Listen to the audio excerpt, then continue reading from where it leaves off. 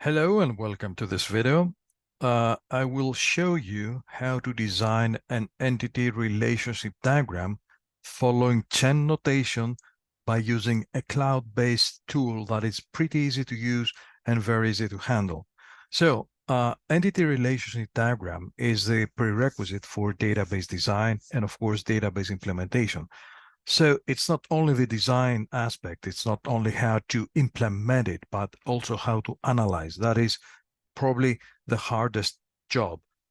So in this scenario, I provide you a short example with two entities, the student and the class, and each entity has two attributes, the student ID, student name, class ID, class name. And we have two simple conditions that a student attends one class and a class is attended by many students. So this pretty simple example will give you enough confidence to use your own design and develop your own design skills and then apply them to database implementation.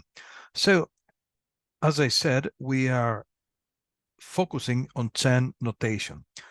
One way to do that is to use some complicated tool for design, but that's not the case here because we can find some pretty nice tools in the cloud that we can use for free without even registering. So one of these tools is ERD Plus. So when we visit erdplus.com, we see here the homepage.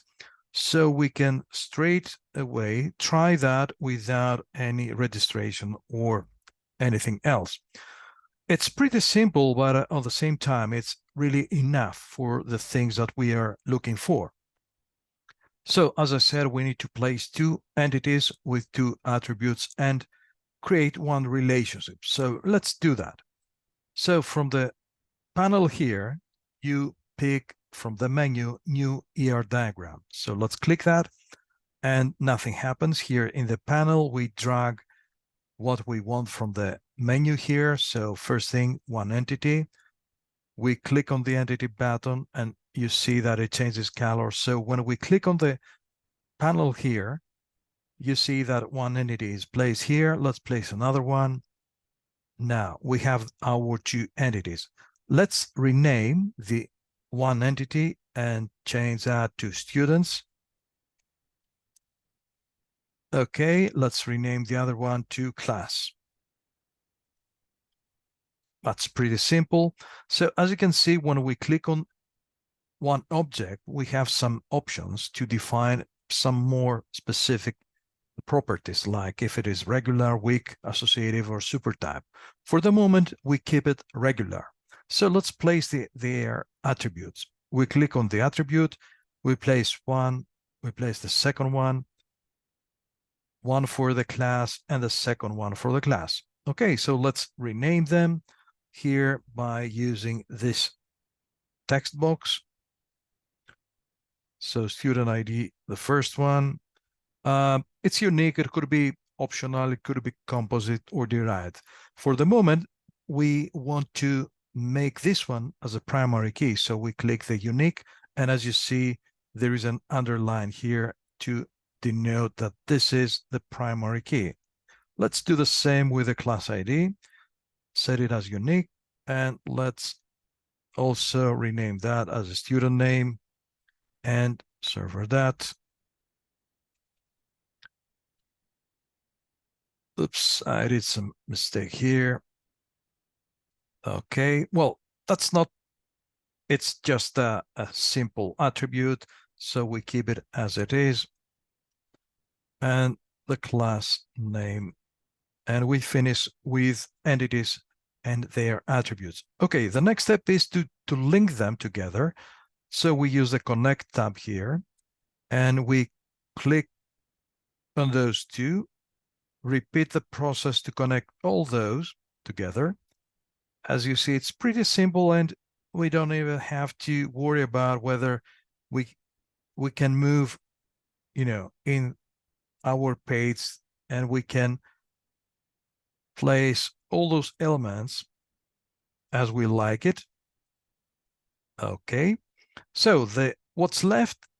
So let's get back to the document. We have created the student and the class entities with their attributes. So as you can see, for the attribute, we could possibly change its style. It could be multi-valued, could be composite, it could be derived, whatever. Okay, so you have plenty of options. It's not really necessary to exaggerate, but you have the basic functionality. If in some case you want to add some kind of comment, then you can press the label here and you can add some comment if you want to add something that you feel you should explain further. So this is a comment. Probably you might want to explain something that for the assignment or something. So what's left is the condition that says one student attends one class, but a class can be attended by many students. So what we really need is a relationship. Let's click on the relationship, place it there. Again, we can rename that. Usually we pick a name that makes sense. So we usually pick a verb. So the verb is attend, okay, because it has to work both ways. So a student attends a class and a class is attended by students. So that's really a name that fits, okay? You see that we have some options to define the cardinality.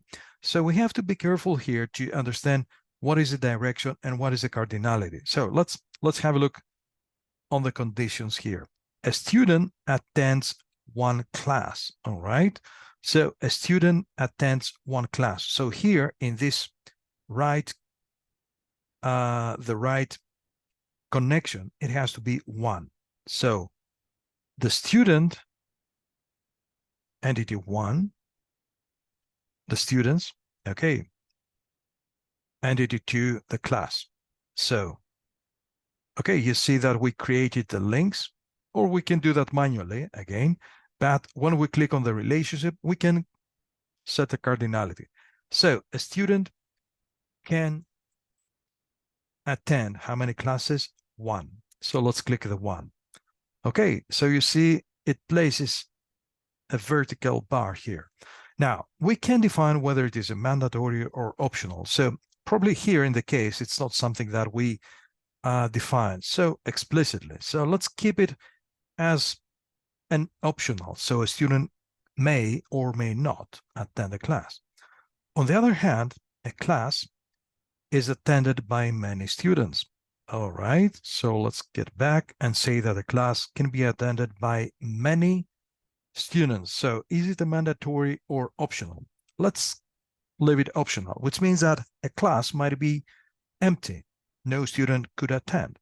So we have here both cardinalities, and this is a relationship, as we say, one to many.